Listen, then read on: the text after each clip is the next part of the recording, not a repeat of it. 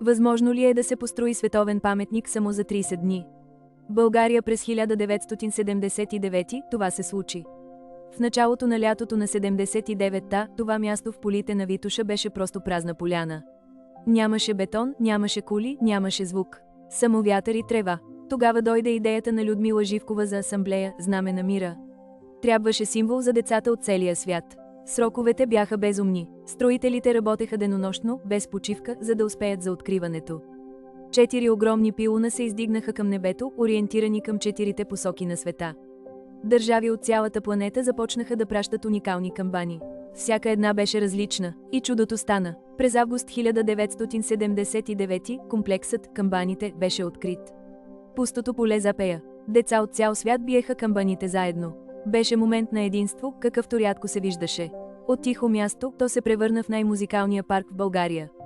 Днес камбаните все още звънят, напомняйки за едно лято на мащабно строителство и мечти за мир. Един месец работа, която остави следа за десетилетия. Ако искате още такива истории, абонирайте се за Bulgarian Dux веднага.